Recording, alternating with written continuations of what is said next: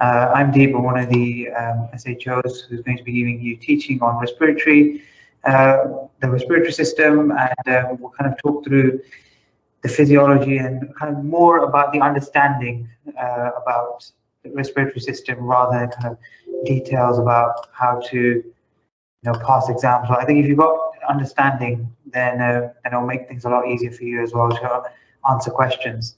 Can you see my slides? Okay, all right. So first of all, thanks for coming. I know you guys would rather be doing something else right now, but I think it's amazing that you guys are here, and I'll try and make it as interesting as I can. In terms of just opening statements, I'm happy to answer any desperate questions that you have if you want to shout them out, if it's preventing your understanding, but otherwise, try and put them in the chat and I'll answer them a bit later. I have put clinical applications, which may not come in your exam, but is there just to kind of help aid your memory and also really just feel like doctors, because in the first 2 years, it can feel like you're not doing anything like a doctor. So having that clinical understanding will really help.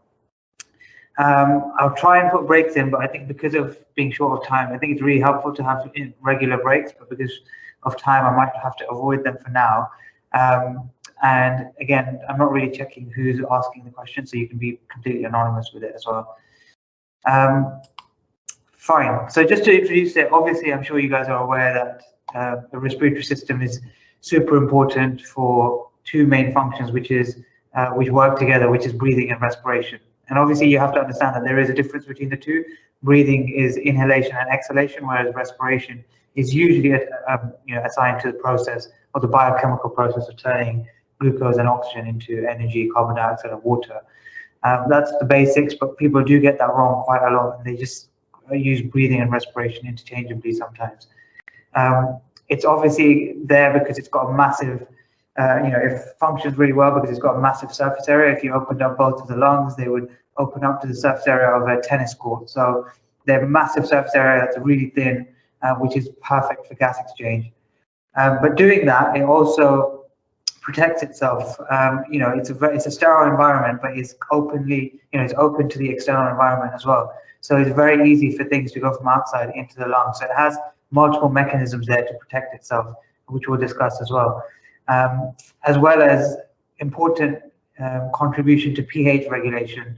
Not as important as the kidneys, but we'll mention why and how it does that. It's important for speech as well because you need to pass the air through the vocal cords to be able to say things, and therefore that's got that function as well. And then it's got a hormonal function, which we won't go into too much, but it's got the angiotensin converting enzyme receptors as well as the enzyme itself, and it converts angiotensin 1 into angiotensin 2, which is the effective hormone in terms of vasodilation and constriction. And interestingly, it was brought about during COVID because it seemed like COVID was binding to ACE receptors to try and be able to get into the lungs themselves. However, the usefulness of ACE inhibitors, for example, has been controversial, and I don't think they've really got anywhere with that. So just talking a little bit about the anatomy first. Just as a note, I don't know if you can see my mouse, but the lungs, when we talk about things in anatomy in medicine, we look at it always from the patient's perspective because we're very unselfish people. And you can see that the left lung is the one on our right, but it would be the patient's left, and the right lung is the one on the patient's right. So the heart sits on the left side of the chest rather than what we say what we would see from our perspective as the right. So that's really important, and you'll come across that when you're interpreting X-rays and all kind of imaging as well, and when you're presenting things back as well. So the respiratory system, superiorly starts from the nasal cavity, and they do have an important function. You've got the nasal cavity, which heats and moistens the air that comes in, which is really important to not allow very, very cold air to go in, and to optimize and moisten it so that it can be right for gas exchange. But you also have the turbinate bones, which kind of create these kind of eddy currents to allow the air to flow a bit more inside the nasal cavity before it gets down into the lungs, so that it can be warmed up first.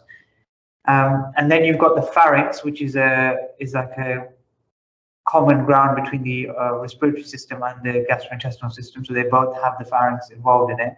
And it does become problematic sometimes, but it's just kind of like a chamber, and we'll discuss that in a second as well. Now, the lungs are kind of split into conducting zone, or the respiratory system is split into the conducting zone and the respiratory zone. Does the images come up quite blurry for you guys as well, or is it just blurry on my screen? They're quite clear. Sorry? The image is quite clear on my screen. Sorry, your voice is cutting off at the end. The images are clear for me. Clear. Okay, great. All right, they're blurry on mine. Fine. So you've got the conducting zone, which is the top of the airway, which goes down to kind of lower level bronchioles, which doesn't do any gas exchange, but is there just as you know, the means for entry for air to go in. And obviously, it's quite long because it wants to work, it'd be as long as possible to prevent bacteria or any other infection from getting down into the alveoli, where it'd be really dangerous for them to be. And then you have the conducting zone where the gas exchange occurs, which is where the alveoli are, and some of the lower level bronchioles as well. An important piece of surface anatomy really is the angle of Louis. So you should be able to feel that kind of a bump on your sternum when you feel your chest, and that is at the level of T5, and it's where anatomically your carina usually separates from just the trachea into the main bronchi, as well as lots of other things like the arch of the aorta, which you know, it's just kind of important to know where things are and can come up in exams and OSCEs in terms of surface anatomy. You've got your lobes, and actually on the right side of your lung, you've got 3 lobes, whereas the left side, you've got 2. And the reason kind of we've given is that the heart occupies the space where the middle lobe would have been. And so that's a good way to remember that the left lung only has 2 lobes, because that middle lobe is missing because the heart's sitting in its place. Actually, it does have a lingula, which kind of is posterior, which you can't see in this image, but that is kind of like a false third lobe as well. And it's important to remember the lung actually goes quite high up. It goes all the way up to the apices, which you might think is, externally looking at it, is quite small, but when if you've done anatomical dissection, you'll realize that it's actually quite tall, going all the way to your kind of sternum, almost to your neck, really, and to your clavicle. And actually, it's got really just a kind of quick mention of the epiglottis, which obviously has a really important function of preventing food from going into the trachea when you swallow, and sits above the trachea itself. And the other protective mechanism you do have is the cilia. Now, I'm not going to go too much deeper into histology, but you've got these little hair-like projections, which I'm sure you're aware of, which are there as like an escalator, which push up any kind of bacteria that you've got in the cilia. Now, or in the trachea or the airway itself, and it kind of slowly does this all the time. Like even right now, you've probably aspirated small amounts of saliva or bacteria into your lungs, and it's kind of always there to work and bring it back up. However, in smokers, you'll realize that it's actually damaged, and when it is damaged, that means that the only way they can really get their mucus out, or when they have infections or even kind of buildup of mucus, is not the cilia because it's not working, but is their cough. And that's why smokers usually have a cough, which is there to kind of compensate for the cilia. It can't do the function of the cilia, you know, fantastically, because it is stronger than the cilia, but it doesn't work continuously, and therefore it builds up this huge amount of mucus and then cough. And that's why they kind of usually have, you know, productive cough as well. And kind of we have to work out whether it's affected or not, depending on the color and the symptoms that they're having. So this is the bronchial tree, and I want you to, again, when I ask questions, it's kind of more for understanding, so you don't have to know the right answer. But I just want someone to shout out or give an answer about, from looking at this image, where do you think most infections in the lungs occur? You might already know the answer, but just take a guess, and then even if you're wrong, it doesn't matter. It's more of a discussion to help you understand things.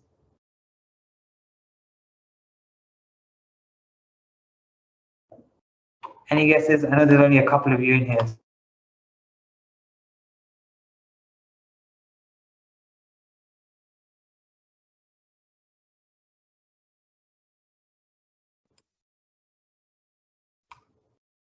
Sorry, not sure what happened there. Give me 1 second.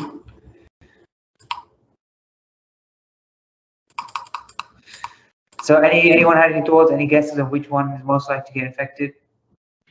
Maybe the Sorry, could you repeat that again? maybe the mucosa of the wall. So I mean from the lobes, which lobe do you think is the most likely to be infected? Oh, the right lobe. Okay, and which of the lobes from the right lobe? The superior lobe. Okay, no, that's a good guess. So you're right about the right lobe. And can you tell? Did you have any reason why you thought it was the right lobe? Because obviously, because is it like the entrance to it? It's like wider and shorter, so more Okay. Good guess, good guess. So just looking at it, I know maybe the image isn't super clear, but your left lobe, if you think about it, is a bit more horizontal. So the left bronchus, sorry. So you can see it's a bit more horizontal, whereas the right one is a lot more straight or kind of vertical going downwards. So just kind of because of gravity, it's more likely to go down the right side just because it's straighter. So you're on the right line, right thoughts, but basically it's because it's a bit more vertical. And because of gravity, you're more likely for the infection to track down into the inferior lobe. And the reason that's important is when we think about patients who have an unsafe swallow, for example, or are aspirating or aspiration risk. Aspiration just means that the food goes down the wrong way, basically like choking.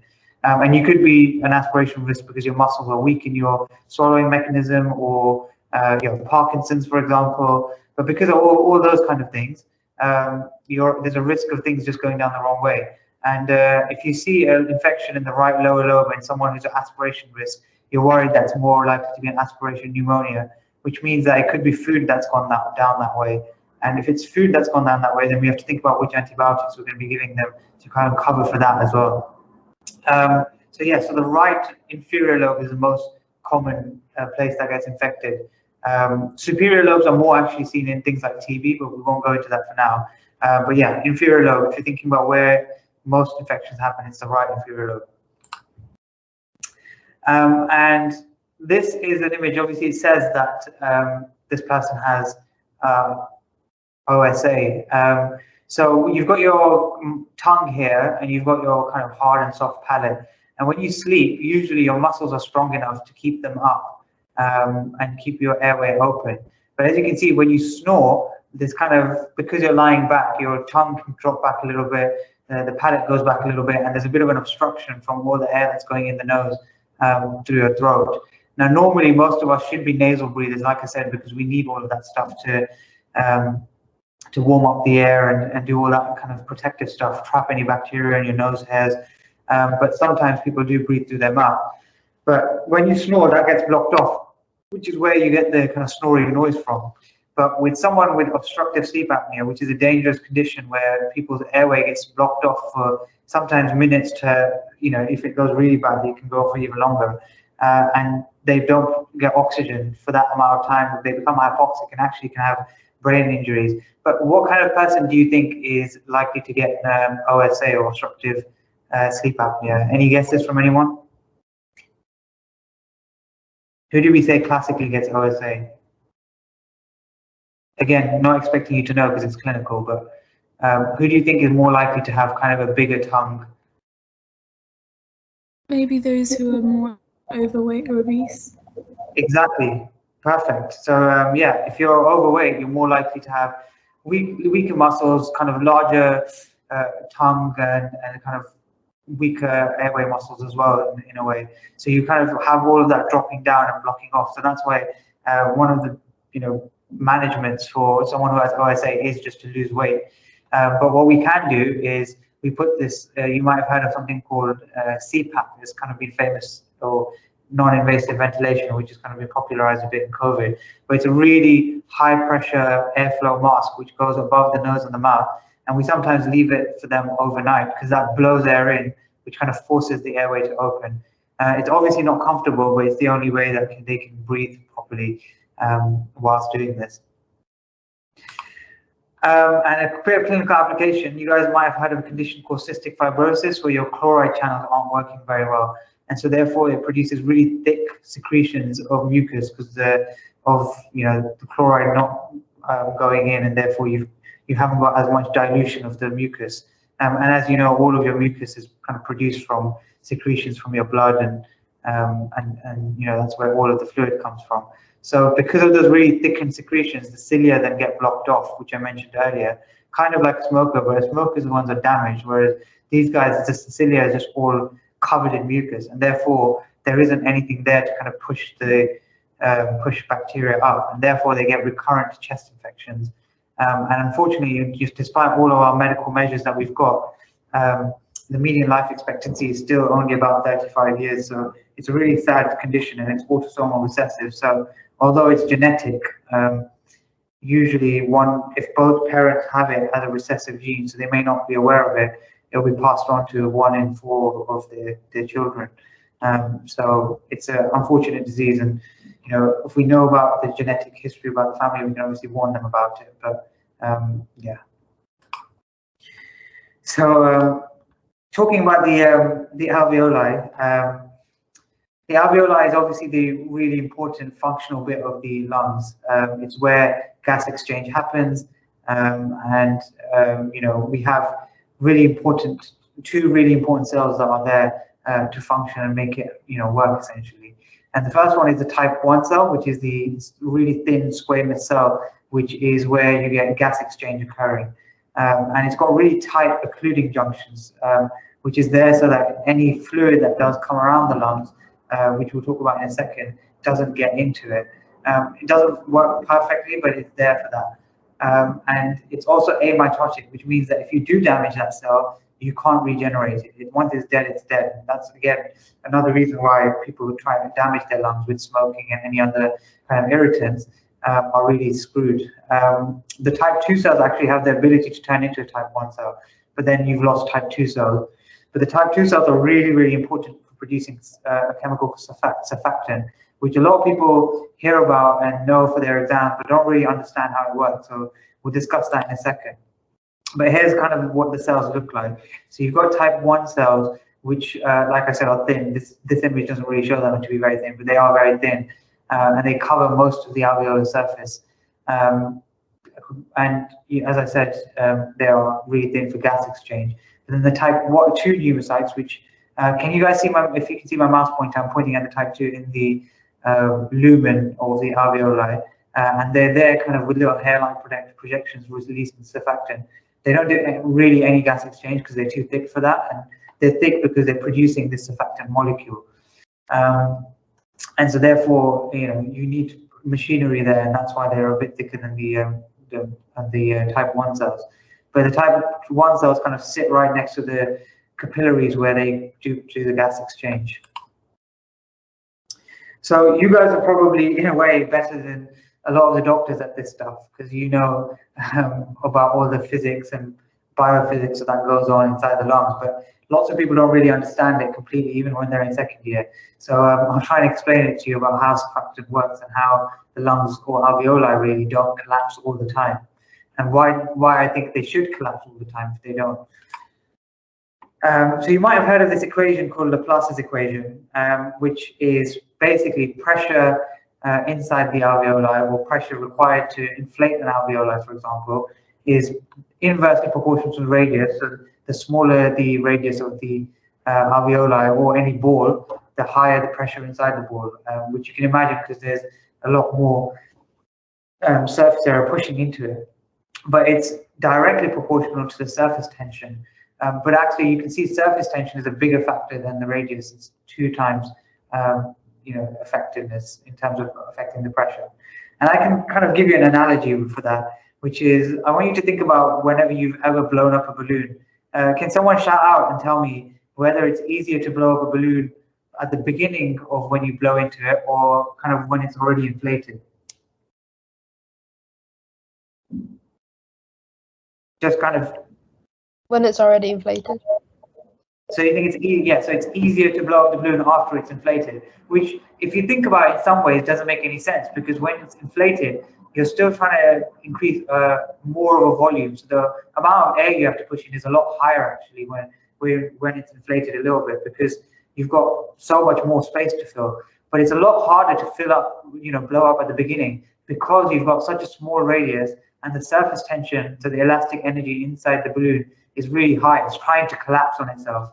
And the radius is so small that the pressure is extremely high in terms of inflating it. So if you think about blowing up a balloon, that's a good way to remember how alveoli work. So when they're really small and collapse, they are actually very hard to inflate. So ideally, as a body, as a physiological system, you don't want the lungs to collapse as small as this.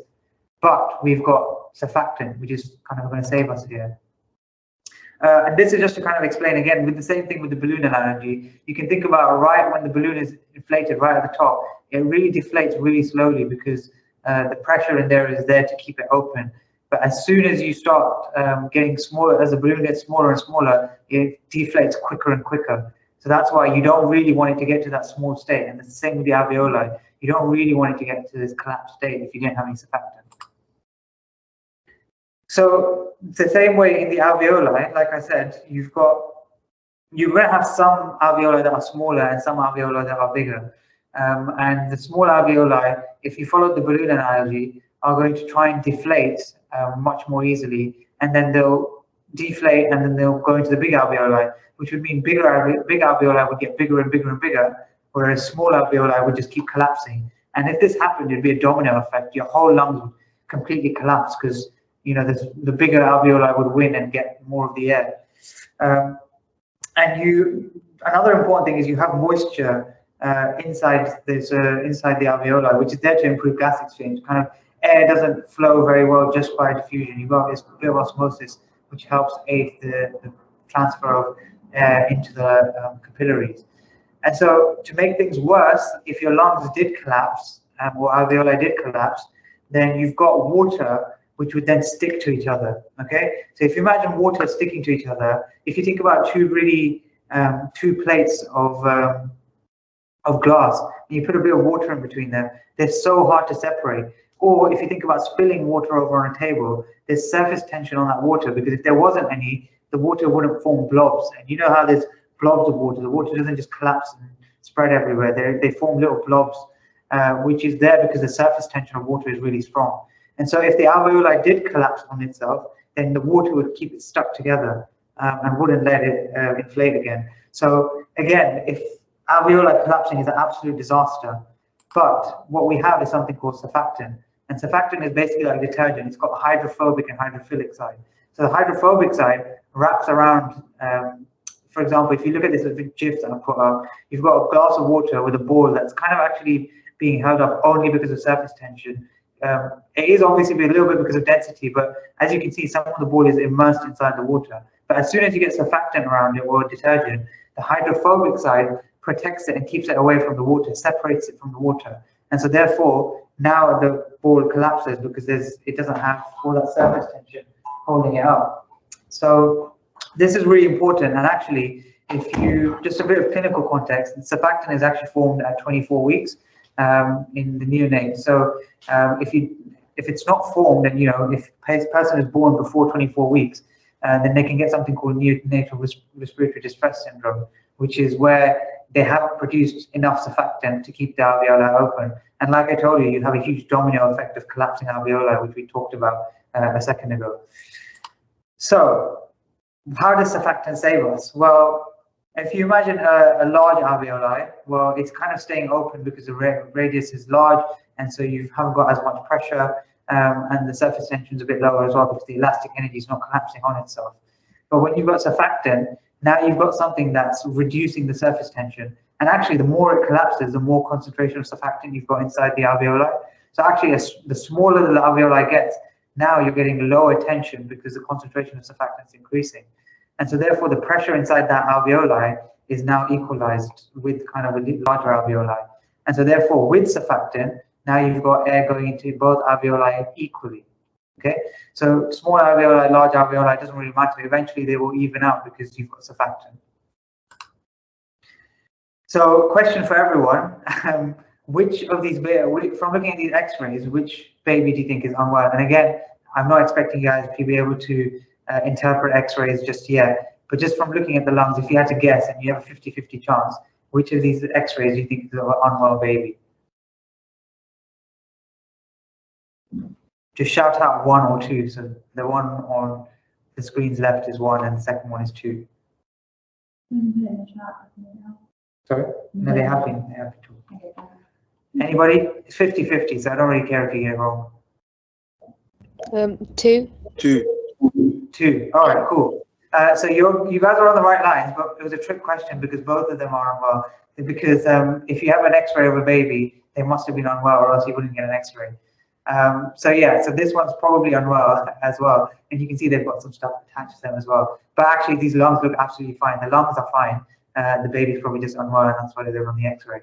But yes, this X-ray is the baby that's unwell, and this is neonatal respiratory distress syndrome. So you've got normally your lungs are supposed to look black, because black, when you look at an X-ray, the less opaque it is, the darker the color. And so these are black because it's full of air. And this is your heart in the middle. And obviously you've got your ribs, which are opaque. Whereas this baby has lots of white specks all the way around it, which is because the alveoli have collapsed because they don't have enough surfactant. And when the alveoli collapse, they're obviously opaque, they don't have any air in it anymore. And so that's why you've got patches of white everywhere. And any kind of respiratory distress syndrome, which even adult respiratory distress syndrome, and actually COVID is a form of respiratory distress syndrome, will come across with X-rays that look terrible like this, where you've got lots of patchy white everywhere. No kind of specific area, like an infection, for example, would be one area in bacterial infection. This is kind of all over. Your alveoli are starting to collapse, and so that's why they will be struggling to breathe. And this baby probably, from what, if you, again, not expecting you to know this, but has an endotracheal tube in here to keep the baby ventilated, but also because they drip feed some surfactant into the baby to keep the lungs open. It's not as effective as real surfactant, obviously, because it doesn't go everywhere. And also we found that it's got immunological benefit, the surfactant, that the mom produces or the baby produces themselves. But it still, keeps a baby that's born 24 weeks or around that alive, because it's preventing the alveoli from collapsing. Fine, so just moving on, things are going to get a little bit more physicsy and talk about the mechanics of ventilation. Now, this is kind of stuff that is really overcomplicated, but actually it's really, really simple. But it is important to understand lots of pathologies that we talk about in the lungs. I mean, that's literally the basis of the lung. So we'll talk about it and hopefully make you understand what's going on. So the most simplest thing that you should absolutely be aware of is pressure always moves from areas of high pressure to low pressure. That's kind of basic stuff that I'm sure you guys learned before even GCSEs. So if you think about the lungs, there has to be a higher pressure outside in the atmosphere than there is inside the alveoli for air to go in, and vice versa. So if the alveoli need to get air out, there needs to be higher pressure inside the alveoli for the air to get out into the atmosphere. That's the basics of it. So flow is, again, to make it really physicsy, but actually it's the same as V equals IR you might have learned in physics. Flow is just the difference in pressure between the inside and the outside, and obviously depends on the resistance as well in the vessel, which in our case would be either the alveoli or the airway itself. So before we go into exact numbers and things like that, you have to understand that the lungs are wrapped around material called the pleura. And it's the same material that you've got that goes around the heart and that goes around the abdominal intestines and some of the abdominal organs. But it's basically like if you put your fist inside a balloon and you've got wrapped around it, that's what the pleura are. They're not kind of anything special. And the visceral pleura is the visceral side of the pleura is what attaches to the lungs, and the parietal pleura is what attaches to the chest wall. And they're actually very, very important. And we'll talk about why they're important. But the pressure inside the pleura, so the intrapleural pressure, is really important. And it's really important that it stays negative. Because if it's not negative, then your lungs, being very, very elastic, have a tendency to collapse, which I'll talk about in a second. So they usually have a negative pressure in them. And they are very crucial to air going in and out of your lungs. So ventilation is really kind of a tug of war. You've got your inhalation, which is caused by your contraction of your respiratory muscles, and exhalation, which is caused actually mainly by the elasticity of the lungs. So as I was saying to you earlier, if I took your lungs out of your chest right now, they'd collapse into a tiny little ball because they are very, very stretched out when they are in their normal state. So the elastic potential energy is massive in them. So you take them out and they'll collapse. But to contract them, to inhale, you need lots of different muscles that work. So you've got your intercostal muscles, which kind of lift the ribs up and out. You've got your diaphragm, which contracts down, which then causes the intrathoracic pressure. So if you think about the pressure inside the volume of the chest, it becomes more negative because initially there was a lot of pressure, then you lifted up your rib cage, you dropped your diaphragm, and so now the pressure inside that thoracic cage is lower. And so therefore the net pressure inside the pleura that we were talking about becomes negative. And at kind of steady state, it's a -4. Obviously, it's hardly ever a negative steady state because we're always breathing in and out. But that's what it is. And so therefore Boyle's law is very simple. Your pressure and volume are correlated. So if you've got higher pressure, you've got lower volume, and obviously the higher the volume, the lower the pressure. But again, these are kind of physics things there to scare you, but actually it's very, very simple stuff. And so therefore, when you breathe out, usually it is the elasticity of the lungs that helps blow out all the oxygen and all the carbon dioxide, really. But then you've also got your diaphragm, which lifts up and pushes all the air out of your lungs as well, which also contributes. And you know, if you imagine your diaphragm going down, it's pushing down on your liver, your stomach. Again, because of Newton's law, there's every action has an equal and opposite reaction. You'll have all the abdominal muscles then pushing the diaphragm back up as well.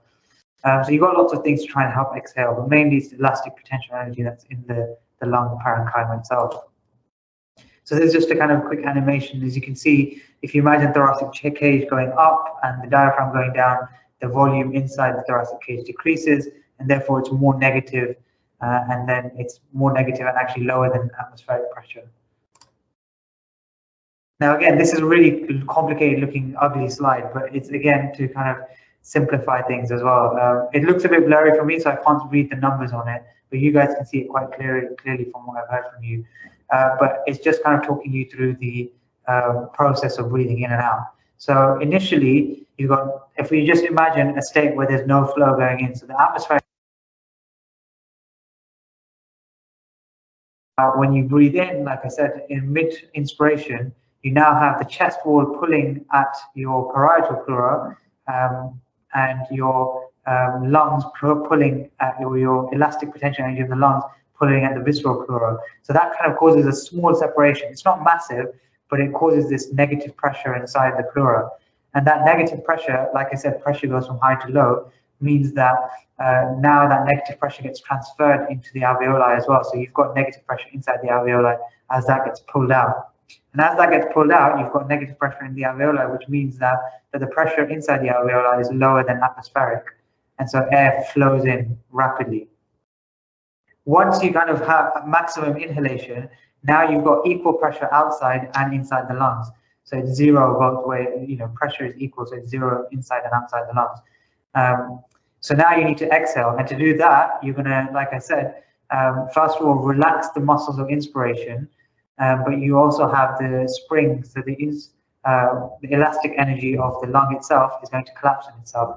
And as it starts doing that, the pressure inside your alveoli becomes more positive, and actually positive relative to the atmospheric pressure.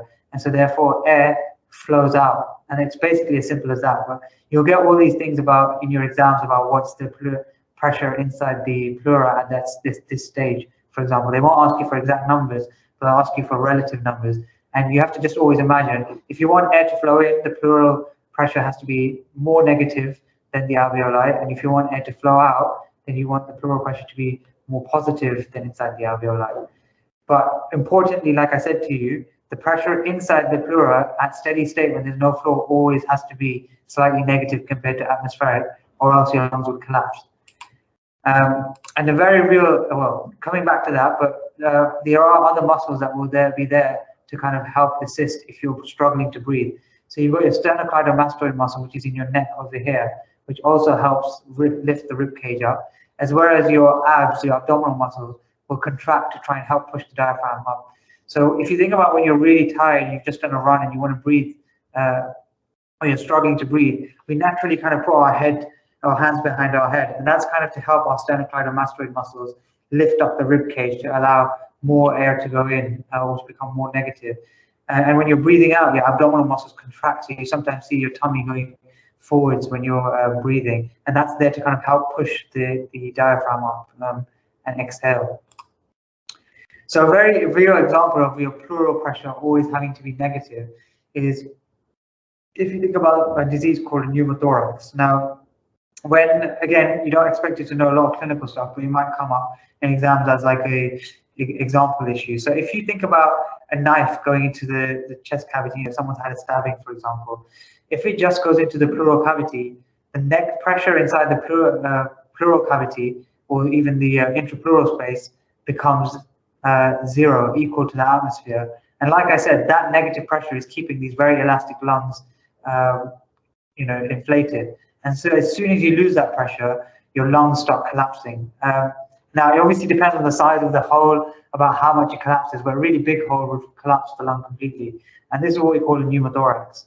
And the way we kind of treat that is putting in something like a chest drain, which actually equalizes the pressure or kind of creates a negative pressure inside the pleural space, but which I won't go into too much because it's a bit clinical. So a worse scenario of that is something called a tension pneumothorax. So if you imagine a hole inside the lungs itself, and it's a one-way system, so there's not really a huge hole on the outside, but there is a hole inside the lungs itself.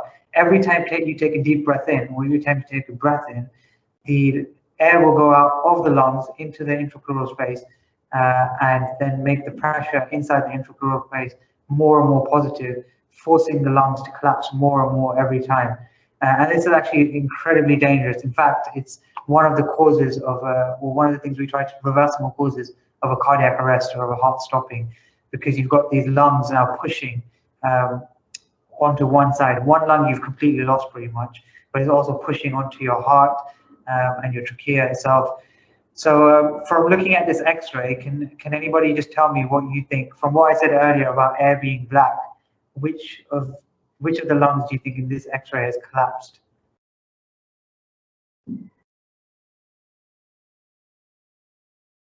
Again, I really don't mind if you're wrong. Left. Arno, I think you want to say something. Left one. Left one. So do you think, so when you say left, do you mean left on the screen or the patient's left? Patients. Okay, yeah, so this would be the patient's left. So that's how, remember, as I said earlier at the start of the presentation, this would be the patient's left, and this is what we always refer to as the left lung, and this is the right lung. So yes, I told you air is black, and which is fine, and obviously I can understand why you would have gone for left lung being the one that's collapsed, but actually it's the right one that's collapsed, and I'll explain to you why.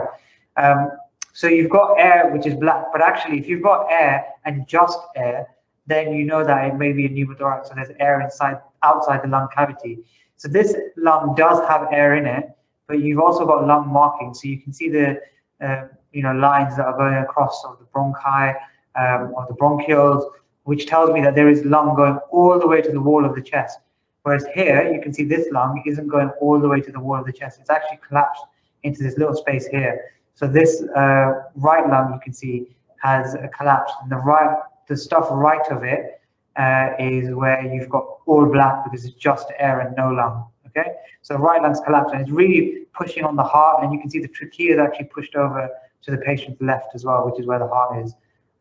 Dangerous situation. And actually, the question I was going to ask you is instead of which one, and I actually should have asked this instead, was why do you think this X-ray is called an X-ray that should never have happened?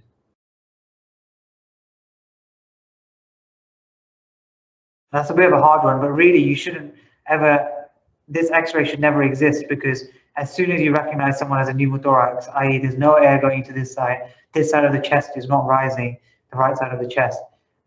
Therefore, you know that that part of the chest is completely collapsed and you don't have time to do an X-ray. You basically just need to put a needle in and decompress the air so that there at least is not a one-way valve and it's not filling up. So you need to decompress that straight away, or else they might arrest. So we should never have time to have an X-ray. So going into another kind of pathology that you might get, and kind of related to what we've been talking about, to understand about why we've been talking about all of this mechanics, like why is it all important, is understanding obstructive airway disease first of all. So you've got asthma, which is one of the obstructive airway disease, and that the way people have asthma, and maybe a few of you or statistically one of you probably has asthma, it causes smooth muscle contraction and inflammation to kind of a normal stimuli. So a bit of dust will cause the airways to start contracting, and that is response, like I said, to an external trigger. And to treat that, what we do is we give beta-2 agonists, which are there in beta-2 receptors are in the airway. And when we give a beta-2 agonist, it kind of relaxes the airway a little bit. And you can think about in fight or flight, your adrenaline will be released. So alpha and beta adrenergic receptors will be all stimulated to try and help you breathe a bit more. So it will make a normal person's airway a bit better or more open as well. But on a person with asthma, it's really, really helpful. But they also produce lots of inflammation and mucus. Therefore, to reduce that inflammation, we give a bit of steroids. That is something that dampens the inflammatory process. And the other really important obstructive airway disease, which you would have heard about, is COPD, which is a chronic obstructive pulmonary disease. And that happens usually in smokers. And COPD is actually the umbrella term given to bronchitis and emphysema. And usually most people present with both bronchitis and emphysema because smoking causes both. But bronchitis specifically is the inflammation and mucus production, which kind of blocks off all the cilia that I was telling you about earlier. But emphysema, which is what we're going to talk about a bit more going forward, is where you get collapse of the smaller airways, the really tiny bronchioles. And so therefore you got lots of air trapped inside the alveoli because they can't get out because of the really small alveoli, small bronchioles collapsing. And you can see this X-ray that I've got in front of you. And what you can see about this lung, if you've looked at other X-rays, you'll see that they're actually massive compared to normal people's lungs. And the diaphragm is pushed all the way down. And the reason of that is because they've got lots of air trapped inside their alveoli. And because of that, you've got these huge lungs that are really struggling to kind of deflate and get the air out, mostly the carbon dioxide, which is what we're worried about. So you guys might have seen people in public breathing like this. And if I tell you this person has COPD, can anyone try and guess why they would be breathing like this with pursed lips? Again, just any kind of guess.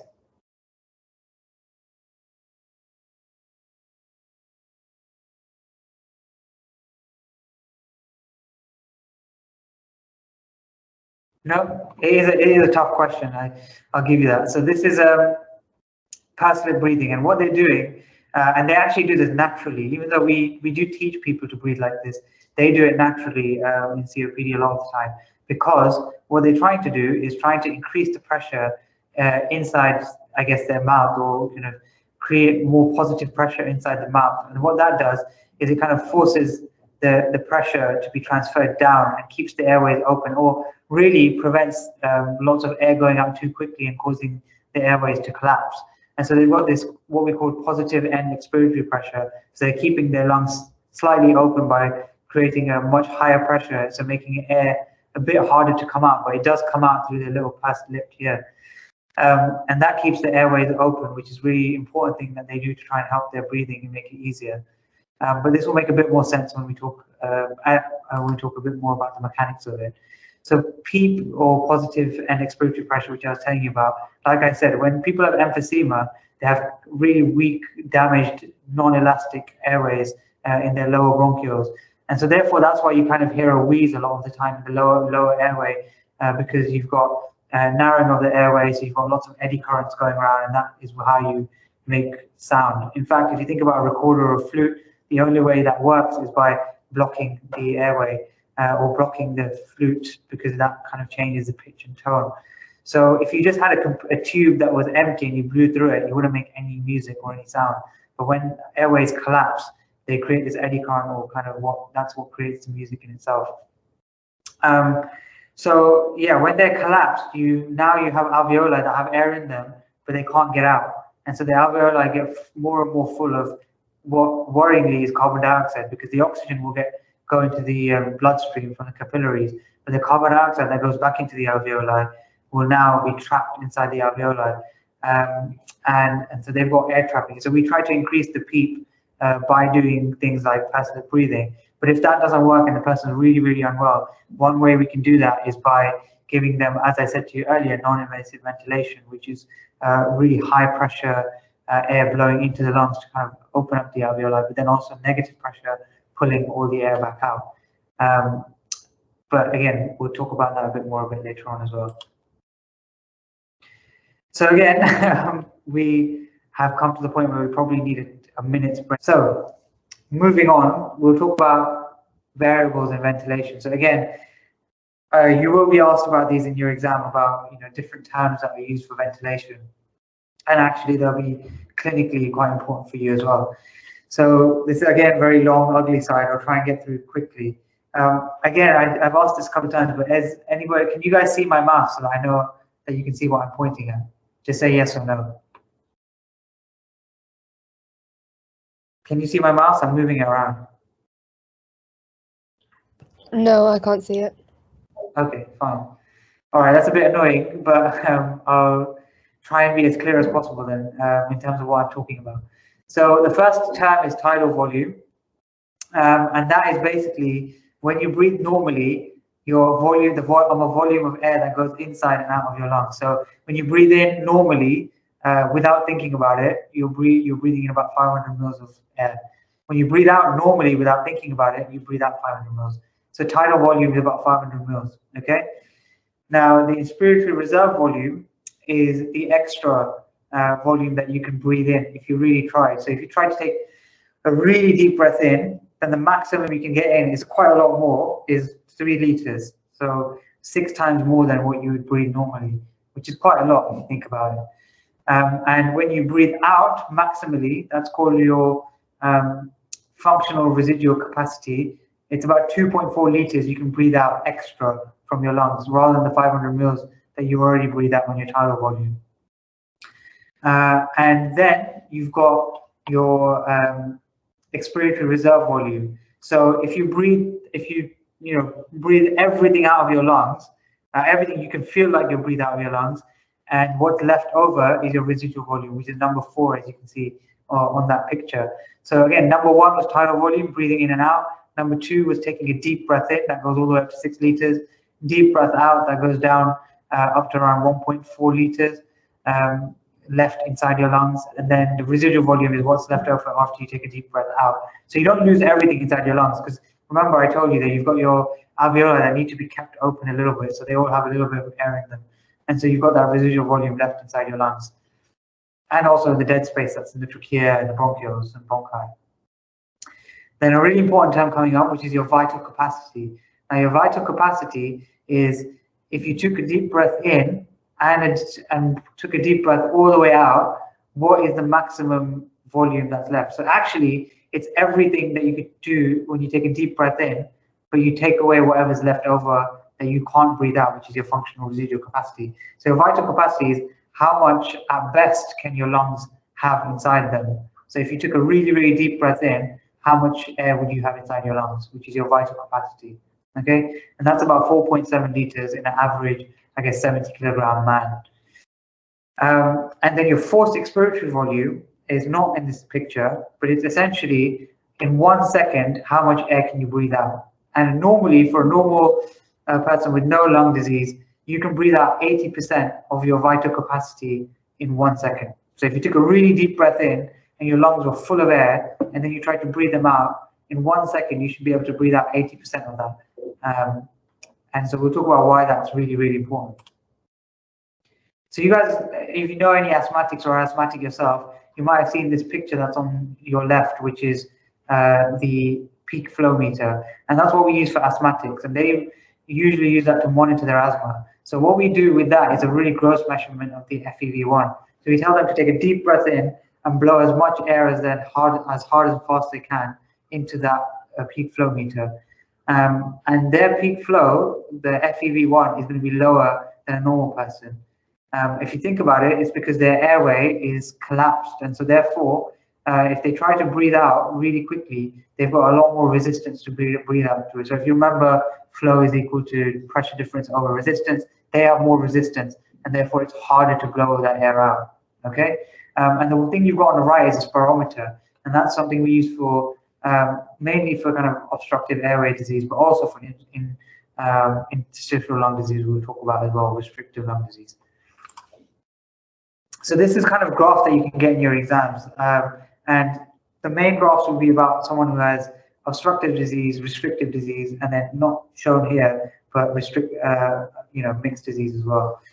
So if you think about your breathing or a normal person's breathing without any lung pathology, you take it when they blow into a spirometer, that machine that I just showed you in the last slide, you can see that they can breathe out 80% of their vital capacity within 1 second. So you can see the blue line on the graph goes up really quickly within 1 second, 80% of that vital capacity is blown out.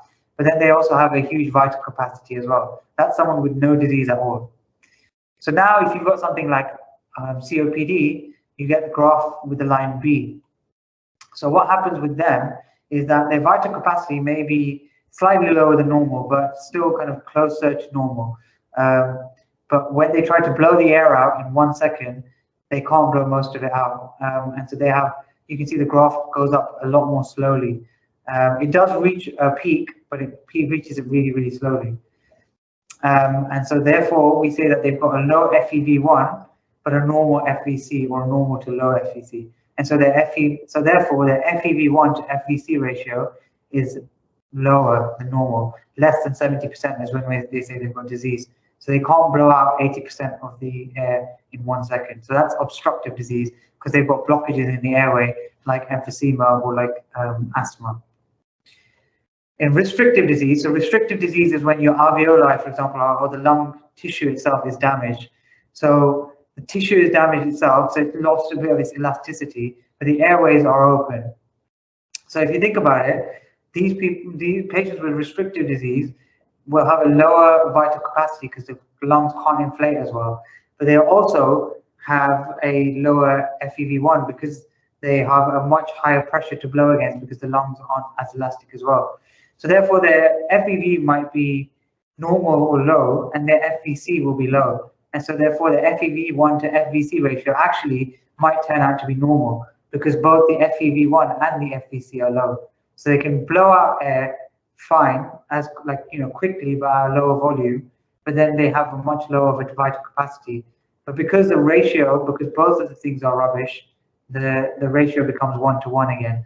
And so if we're trying to see someone is struggling to breathe, and in outpatient we do a spirometry, and so their FEV1 and FVC ratio, so the ratio between the two, are pretty much normal, but the FVC is really low, then we know that they've got interstitial lung disease or restrictive lung disease. Whereas if they've got a low FEV and a normal FVC, then we know they've got obstructive disease, which is why they're struggling to breathe.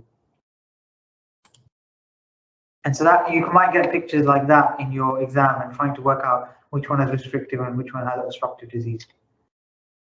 So to try and talk very quickly about ventilation and perfusion.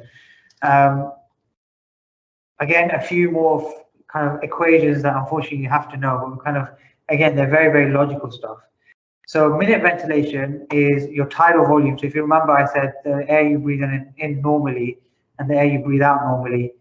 So your tidal volume is about 500 mils multiplied by your respiratory rate tells you in a minute how much volume of air you've breathed in or breathed out. They're both going to be equal normally.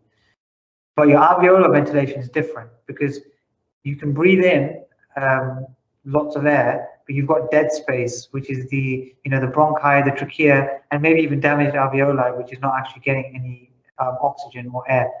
And so therefore you have to take away the dead space. Now, why is that important? Well, if you think about it, if you can breathe in, you can breathe quicker and quicker and quicker, but if you're not increasing the alveolar ventilation by doing that, because the air isn't going down all the way to your alveoli because you're breathing too quickly, then you're increasing your minute ventilation. So there's more air going in and out of your mouth, but actually you're not increasing your alveolar ventilation. So breathing quicker isn't always the solution to try and help someone, get more oxygen into them or get the carbon dioxide out quicker. So the dead space is about 150 mils just in the trachea and the bronchi, but can be more if you're unwell. And so the anatomical dead space, which is what I just told you about the trachea and the bronchi, that's usually fixed. But the alveolar dead space can be changed if you've got disease. So like I said, increasing your respiratory rate can increase your minute ventilation, but not necessarily your alveolar ventilation. So again, a very simple concept which you guys are completely aware of, I'm sure. from GCSE really, is that when air goes into your alveoli, you've got a high concentration of oxygen inside at the start of inspiration or in the middle of inspiration, because atmospheric air has 21% oxygen and less than 0.1% of carbon dioxide. So therefore, you've got a gradient where oxygen is high inside the alveoli, but you've got deoxygenated blood that's coming from the pulmonary vein, pulmonary artery, which now has a pressure difference. You've got more high levels of oxygen inside the alveoli than you do in the capillaries, and so oxygen goes into the capillaries. The same way, your carbon dioxide is really high in your capillaries because it's trying to get rid of it, because it's just come from being used up, and so therefore there's a higher concentration in the capillaries of carbon dioxide than there is inside the alveoli, and so therefore you get that simple gas exchange: oxygen going in, carbon dioxide going out. So when you breathe and you've got alveolar ventilation, if you look at the x-axis of the graph on the right, the dots are what we do normally. So normally the pressure inside your lungs is of oxygen is a certain level, and the pressure of carbon dioxide inside your lungs and your capillaries is a certain level. Now, by increasing the alveolar ventilation, what we're doing is we're increasing the amount of oxygen going inside the lung, but we're also going to decrease the carbon dioxide that's in the capillaries as well, because the faster you breathe, the more carbon dioxide you're going to force out, and the faster you breathe, the more oxygen you're going to bring in, because the whole point of the alveoli is to bring in oxygen and take out carbon dioxide. The same way, if you slow down your breathing, then the carbon dioxide in your blood is going to go up, because you haven't got enough time to let the gas exchange of the carbon dioxide coming out into your alveoli, and you also don't have enough time for the oxygen to go into your capillaries. Okay, simple concept, but we'll come back to that in a second. So if you think about when we have disease, you can have something called pulmonary edema, which is when your alveoli get filled up with fluid. So therefore, you've got a space of alveoli which doesn't exchange any gas really, because it's full of fluid. And so that's one way you can reduce the ventilation of that alveoli. And it's just interstitial fibrosis, which is where you get damaged lung disease, you've got damaged alveoli. And so therefore, as you can see, similar to when we said respiratory distress syndrome, you've got all this collapsed and damaged alveoli which are not exchanging gas, as you can see on the X-ray. And so therefore, even though air is trying to go into those lungs, it's actually not going in, and so therefore it's not really being ventilated. So ventilation and perfusion has to work together for someone to oxygenate properly. So each of alveoli has its own capillary network, and you need to have ventilation and perfusion, as I said, to keep the oxygen levels up. Now, you can have extremes of each disease state. So you can ventilate the alveoli, but not actually have a blood supply. And that can happen when someone has something called a pulmonary embolism, which is when they've got a clot in their blood vessels in the lungs, and so their blood isn't actually reaching the alveoli. And so therefore, your lungs can be full of, very oxygenated air, but the blood supply is not reaching the alveoli. And so therefore, your oxygen level inside, is doing nothing. So the oxygen level doesn't go up. No matter how much more you ventilate that alveoli, the oxygen level is not going to go up because there's no blood supply. Okay. The same way, you can have blood flowing perfectly through the alveoli, but that alveoli doesn't have any air in it because that alveoli, for example, has collapsed or is diseased, and so it doesn't let air go in. So even if you've got perfect capillaries, you might not have oxygenation of that capillary, and so therefore you're not actually getting your PO2 level up. And PO2 is just the pressure of oxygen inside your capillaries and into your blood vessels. So what does our lungs, which is really has a really clever mechanism to kind of adapt for that. So if you think about the scenario when you have reduced airflow inside your alveoli, so your pulmonary blood, so their capillaries detect that there's low oxygen inside them because the alveoli is not ventilating the capillary, and so therefore your blood recognizes that actually I'm not getting much oxygen here. So what it does is it vasoconstricts. And so therefore the alveoli now are not getting, even because the alveoli are not functioning, the blood constrict and redirects the blood to somewhere else, ideally to an alveoli that actually has oxygen going into it. And so that's a really clever mechanism to redirect the blood to somewhere else where the alveoli is working.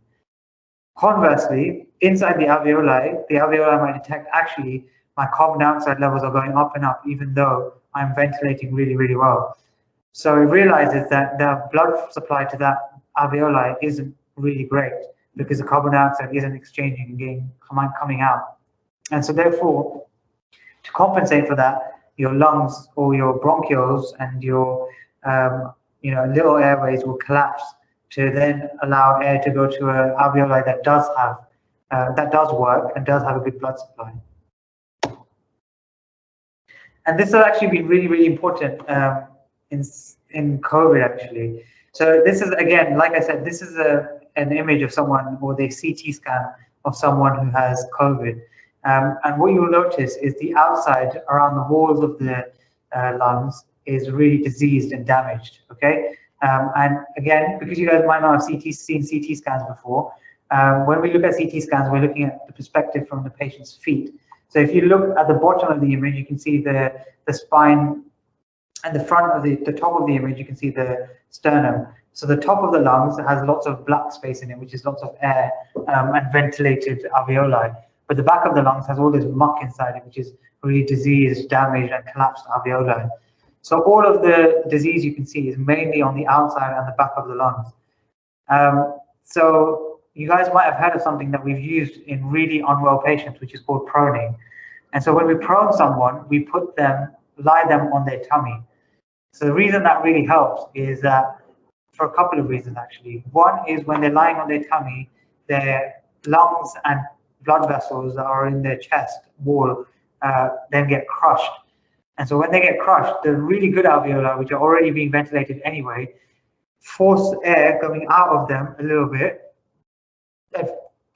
force air into the back of the lungs where the alveoli aren't really being ventilated. So that's one reason why it helps. The other reason is that because the alveoli weren't really being ventilated at the back, the capillaries have also now collapsed or kind of constricted at the back. So not only do they have no alveoli, they also don't have a blood supply going there. And because of gravity, normally, if you lie on your back, then all the blood supply is going to go to the wrong part of the lung. But by lying on your tummy, you're now taking the blood supply away from the damaged lung and actually using gravity to help it go to the really good lung. And so therefore you're ventilating, you're perfusing the really well ventilated lung. And so you're trying to help, ventilate and perfuse as well as possible in the really well, healthy part of the lung. And that's one thing that's actually kept people alive, even though it's as simple as lying on your tummy or lying on your chest rather. Fine, so we've talked about a lot, and I'm just going to kind of soldier on a bit, but I'm happy to answer any questions in a second. Before we go on to the next bit, I'm going to quickly talk about oxygenation in the blood and how that is really important in terms of ventilation and perfusion as well. So as you guys know, hemoglobin is what binds to oxygen, and your saturation, which is what we measure when we put that little probe on people's finger, is the amount of oxygen that's bound to hemoglobin divided by the maximum amount of hemoglobin you've got. So if you're saturating 100%, that means all of the hemoglobin is bound to all of the oxygen. All of the oxygen is bound to all of the hemoglobin available. And we put that as a percentage, so you multiply by 100. So normally, with atmospheric pressure, if you have a PO2, so the pressure of oxygen inside your blood vessels, which is how much oxygen, if you think about it, it's just how much pressure of oxygen is pushing on the walls of the arteries. If you have a pressure of oxygen of 10 or 100 in this case, then you are going to be able to saturate at 100%. So when we look at blood gases, for example, which is not important for you right now, if the PO2 is above 10, you should be saturating above 94% at least, which is why on this graph you can see the PO2 is 10 and the saturation is 100%. In the venous system, your PO2 is a lot less, it's about 4. And so therefore the saturation is a lot lower as well, under 80%, around 78%. That's in a normal, healthy lung, okay? So that's really important. We need to keep the pressure of oxygen inside the lungs above 10 to keep someone's saturation above or 100% or above 94% at least, which is why we need to do, when we do blood tests to look at oxygen levels, we do blood tests in the arteries rather than the veins, because we want to know what the pressure of oxygen inside the lung is, and that'll tell us what correlate with the saturation. But when can that adjust? Well, like I told you, we have really, really clever physiological intended adaptations for that. So, because I've been doing a lot of talking, I'm going to lose my voice in a second. What happens when we exercise to our temperature? Again, simple question. Does our temperature go up when we exercise inside our body, or does it go down? Is temperature going up when you exercise or down inside your body? Up. Up, exactly. So when the temperature goes up inside our body, this graph that I just showed you shifts to the right. Now, why is that really important?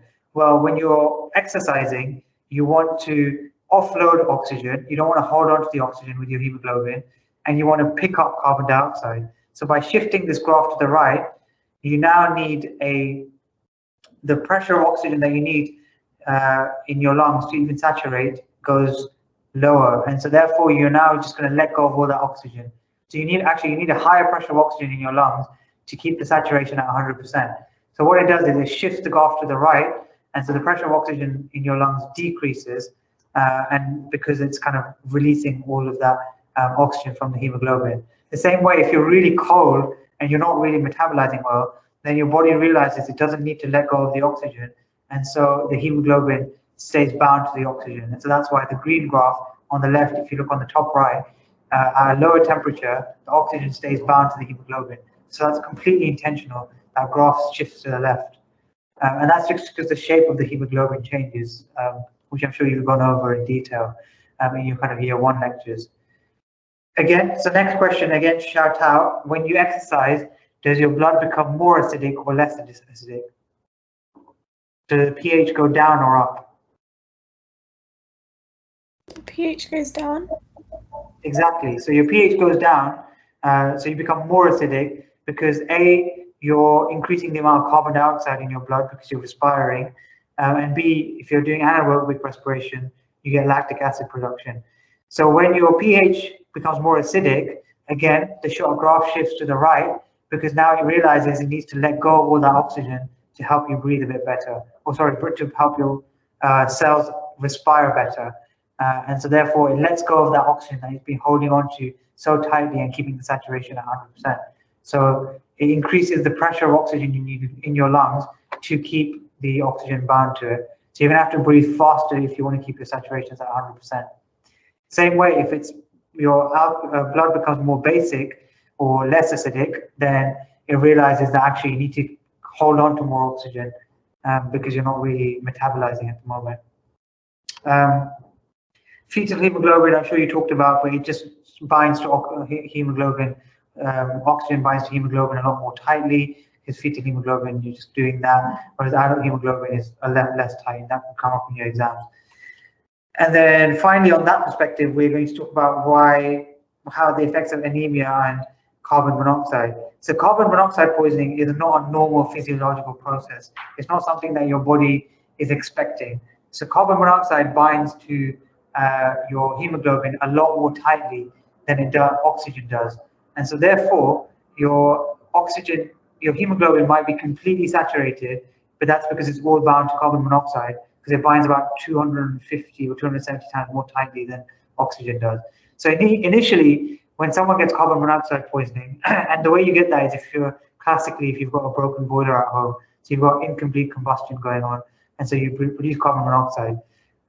And so when your body kind of is trying to detect whether your oxygen levels are low, it doesn't detect it immediately because it finds that the hemoglobin is completely bound to something.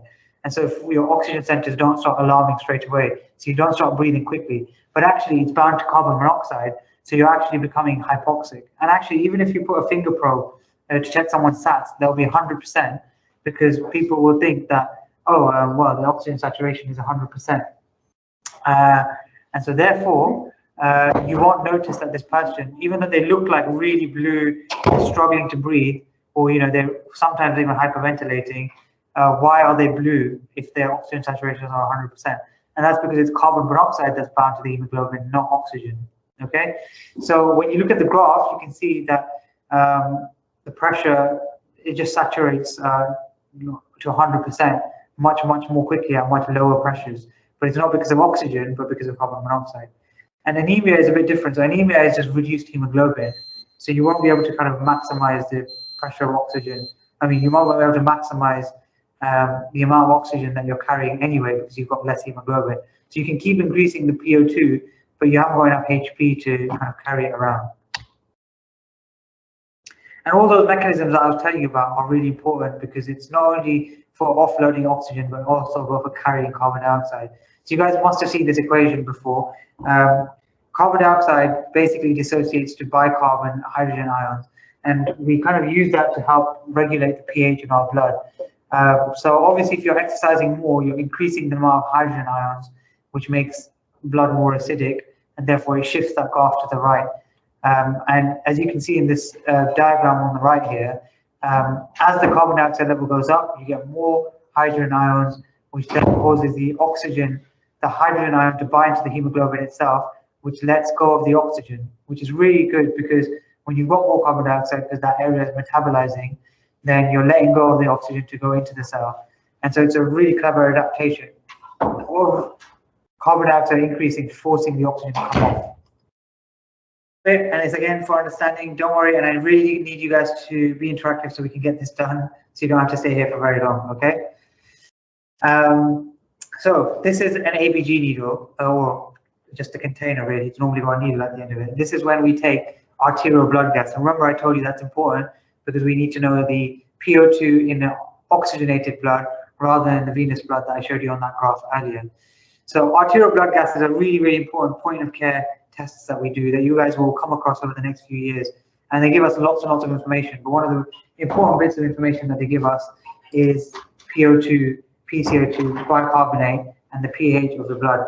So I need you guys to just shout out what you think is out, or just tell me the numbers that are abnormal. They don't have to mean anything to you for now. But I'm telling you, I'm giving you a case example. So you've got a 54-year-old who's gone to the surgeons because she needed a cholecystectomy, so she needed her gallbladder to come out. But after that surgery, she's now struggling to breathe, and this is what our arterial blood gas shows. So can just one person shout out to me, you've got reference ranges here. So what is abnormal in these in this ABG? And ABG has a lot more information than what I've shown you, but I've just shown you the important stuff in it. So if someone can just shout out what's abnormal on this ABG.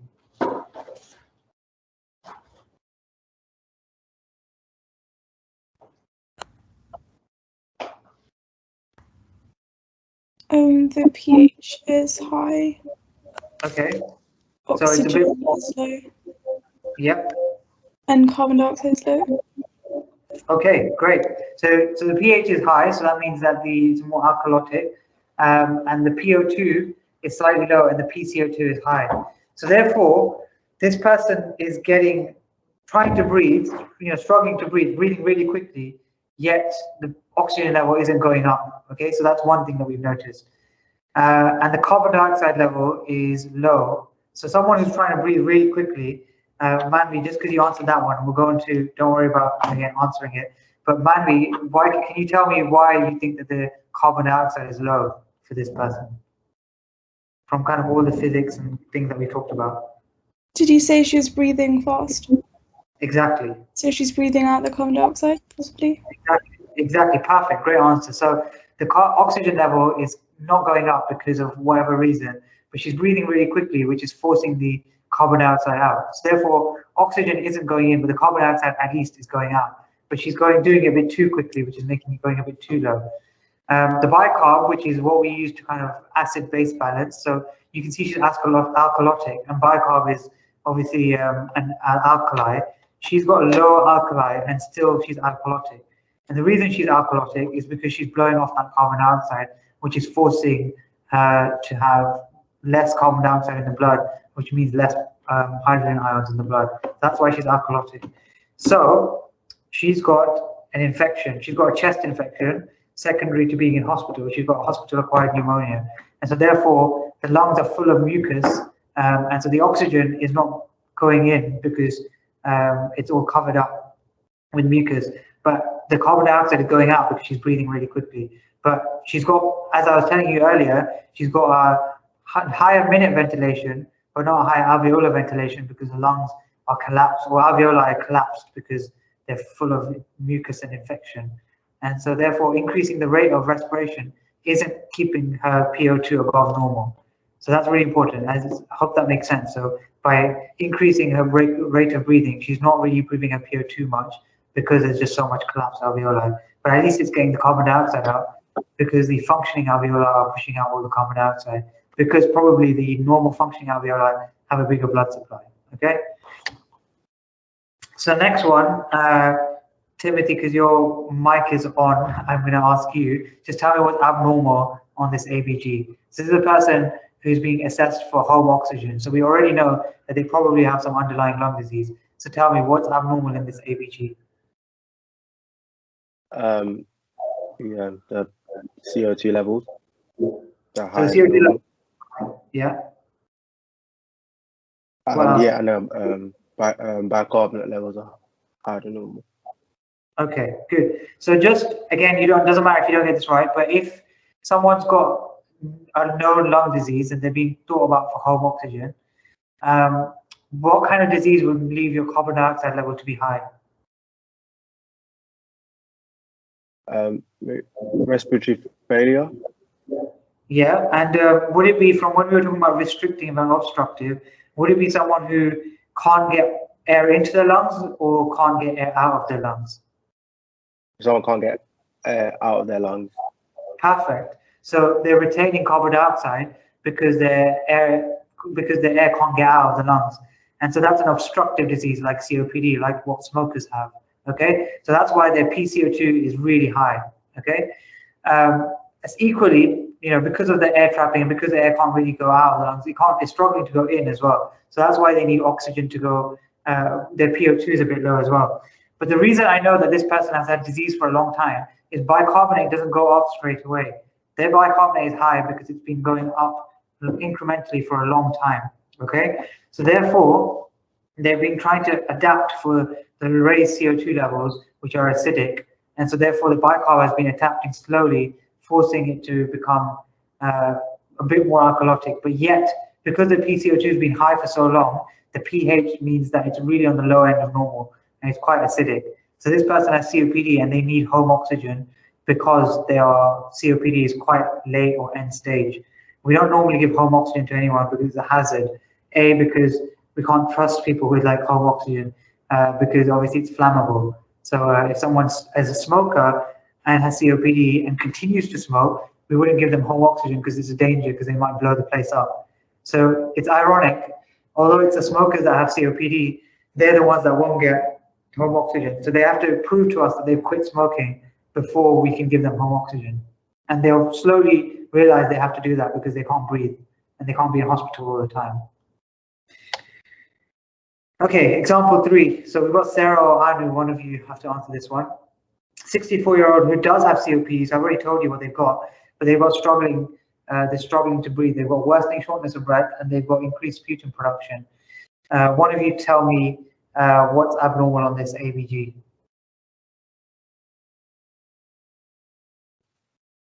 They have a low pH. So it's really acidic. Okay, what else? Low oxygen, high CO2, Yeah. high bicarbonate, and then base excess. Perfect. Okay. So this person has COPD. So does that explain any of the numbers that we've already got on you? It explains the high pH and the high CO2. Brilliant. Yeah. So they're retaining the carbon dioxide, which is making their blood more acidic. And because they've got COPD, the bicarbonate has slowly been going up to above normal, because they're trying to compensate for that high acidic level that they always had. But now their PO2 level is really low as well. And they've got sputum production, which means that they've got what we call an infective exacerbation of COPD. Okay, so their oxygen level is struggling because they've got infection on top of their already crap COPD. Okay, fine. So Sarah, this is this is the last one that you'll be doing, and then we'll have one that will kind of work together. Can you tell me, this is a 21-year-old, so it could be one of you guys, I guess, who feels really lightheaded, short of breath, and she's got her final university exams next week, so that could be you in a few years. Tell me what's abnormal on this ABG. So she has a high pH and a low carbon dioxide. Okay, and what about her PO2? The PO2 is within range. Yeah, exactly. So she's got a low carbon dioxide and she's got a low pH. Do those two correlate with each other? Sorry, she's got alkalotic. So she's alkalotic pH, she's a high pH and a low PCO2. So Sarah, can you tell me why do you think she's got a low alkalotic pH with a low PCO2?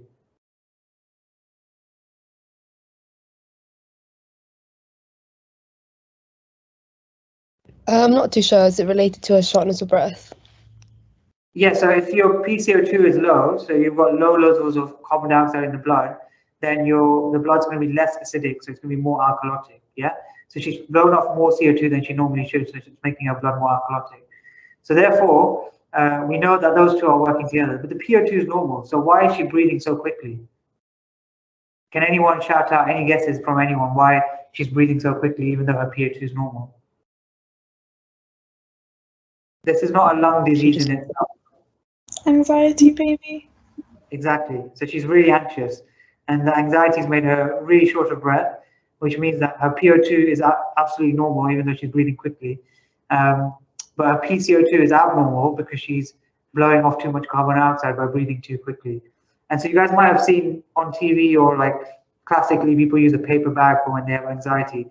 And the whole thinking behind using a paper bag is you're breathing into a paper bag, which means that you're what kind of air do you breathe out? You breathe out air that has more carbon dioxide, right? So you breathe that carbon dioxide filled air into your paper bag, and then you breathe that carbon dioxide filled air back into your lungs. And so therefore you bring your PCO2 up so you don't become acidic. But you really have to be breathing rapidly for a very long time to get your PCO2 to low enough or dangerous levels. And so therefore we will basically say that you can actually do this to yourself, and I don't recommend it at all. This is not advice, but if you hyperventilated on purpose right now, which I guess I am doing by talking for so long, it makes you really lightheaded because your PCO2 levels become really low. Okay, fine. And on to the last example. So you've got 11 years, no, actually, this is not the last one. I'll talk through this one and then we can talk through the last one together. So this guy is an 11-year-old and he's got diarrhea and vomiting and he's got non-specific abdominal pain. And this is his venous blood gas, not his arterial blood gas. So the venous blood gas shouldn't really have PO2, high PO2s, but this one does. The main thing you're getting from the venous blood gas, which is useful, is the pH and the rest of the stuff, except the PCO2 and PO2. So this guy has acidic pH, but he's got a really, really, really low bicarb. So that means that he's got no bicarb really that's keeping his blood alkalotic. And so therefore he's acidic. And to compensate for that, he is now trying to breathe a lot quicker to make his PCO2 go up, to make his blood acidic again. It doesn't come up in this because it's a VBG, but this guy has what we call a metabolic acidosis. Because he's been vomiting and having diarrhea, which is vomiting out all the acid. Diarrhea is like kind of getting rid of all the alkali, which is why he's got more acidic blood. And so therefore, normally what he'd do is try and breathe really, really quickly to try and compensate for that. Breathe really slowly. I'm sorry, not to confuse you. He breathes really slowly to try and get more carbon dioxide retained, to kind of get the sorry, I confused you again last time. So he's breathing quickly actually to get carbon dioxide out, because carbon dioxide will make the blood acidic. And so he's breathing really quickly to get more carbon dioxide out and to get the pH back up to alkalotic. So that's why his PCO2 is really low, because he's breathing quickly. Even though this is a venous gas, you've already got the PCO2 that's low. All right, last one, which will work together so everyone can answer. A 22-year-old with a known history of asthma presents to the department with difficulty breathing. This is her ABG on 15 liters of oxygen. So she's got really high levels of oxygen. To contextualize, 15 liters of oxygen should pull your PO2 up in a normal person. If I was breathing it right now, it would bring my PO2 up to about 60 because I got all that extra oxygen that I don't really need. So my PO2 would go up to 60 if I was breathing 15 liters of oxygen. So can somebody shout out what's abnormal on this ABG?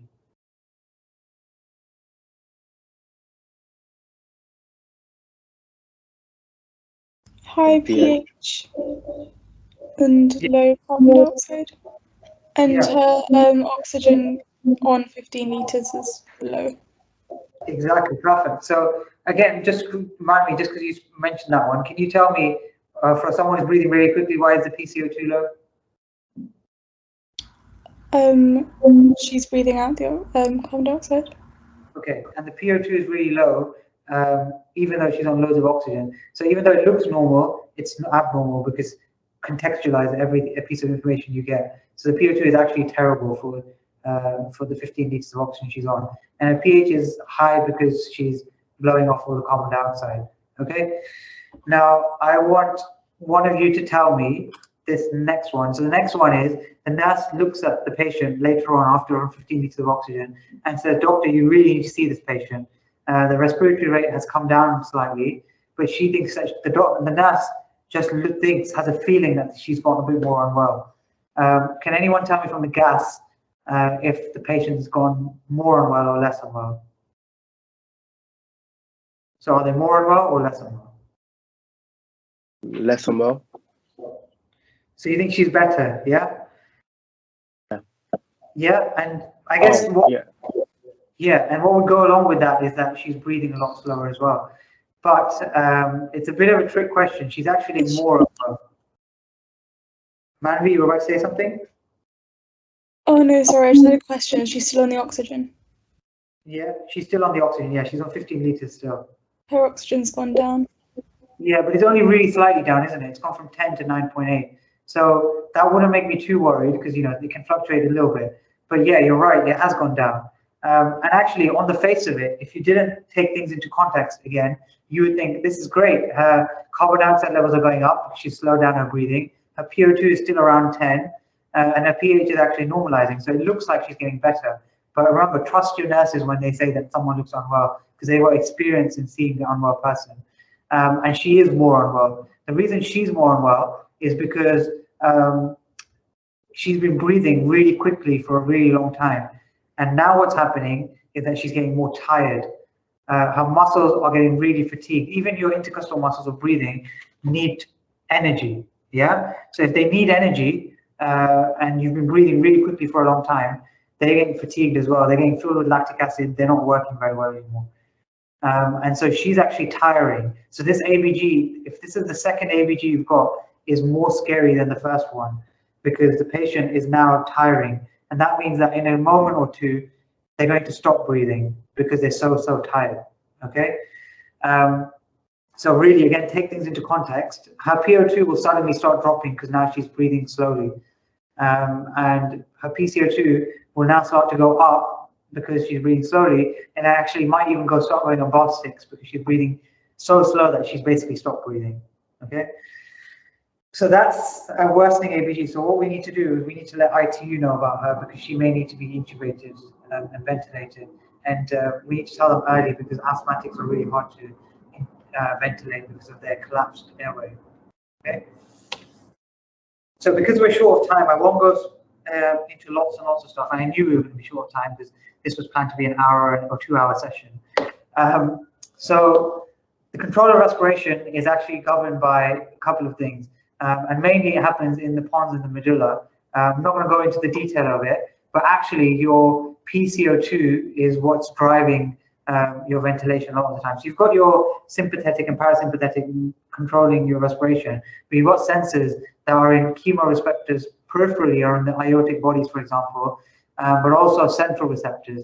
And your PCO2 receptors will detect a rise in carbon dioxide.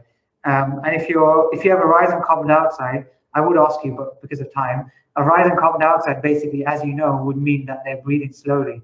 And so therefore, you'll need to breathe quicker, okay? So if you exercise, your PCO2 will go up, and so your body will recognize the PCO2 is going up, and so respond to that by increasing your rate of respiration to make your PCO2 go down again, right?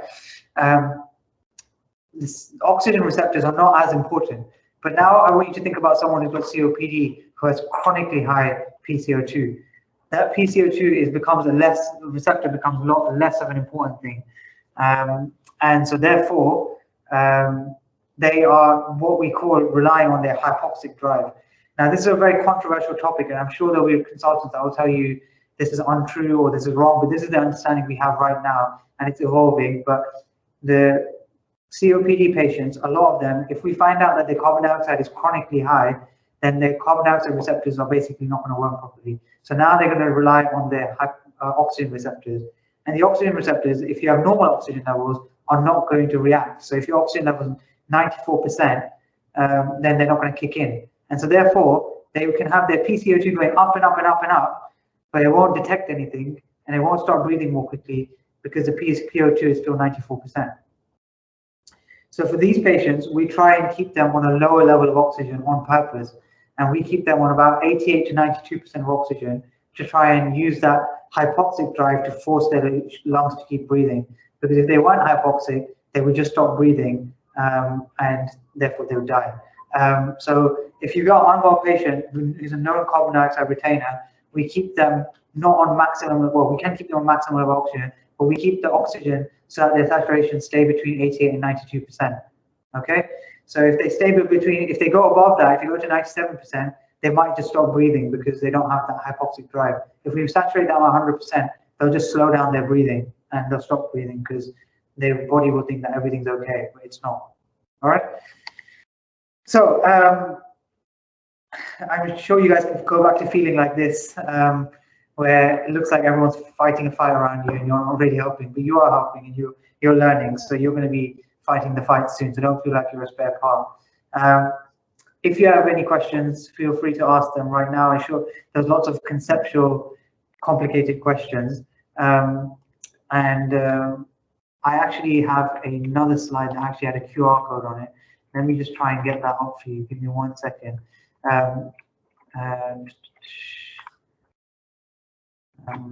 But yeah, any questions? Anyone have any questions? Just shout them out, or just write in the chat.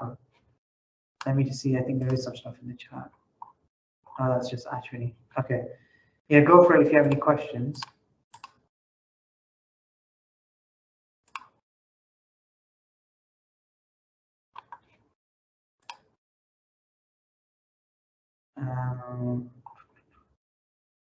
Okay, I'm just going to share a different screen just to show you guys the QR code, if that's okay, because that will mean that you guys can get access to the slides as well.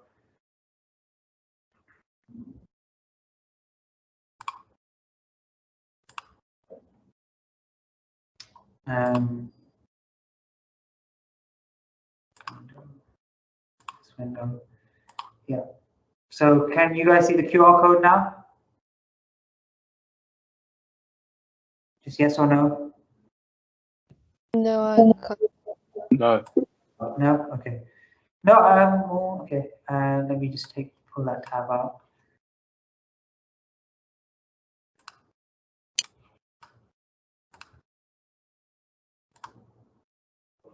Okay. So, share. Can you see the QR code now? Yeah. Yeah. So if you just if you guys use your smartphones and just answer that and just give a bit of feedback, because the feedback is massively appreciated, especially as junior doctors, because not only is it important for our portfolio, but it's important for us to know how to improve as well. So it'll only take a few seconds for you guys, but it'll be massive help for me. Obviously, we take time to try and make these slides for you guys. So it sounds like none of you have any questions. You can email me if you have any questions about what's going on. I'll put my email address in the chat if you feel like you don't want to ask questions in front of anyone else. But yeah, so that's the end of the presentation. If you have no further questions, I'll give you like 10 seconds for anyone to put their hand up or ask questions, or else. Yeah, I'd love your feedback, and yeah, let me know if you have any questions.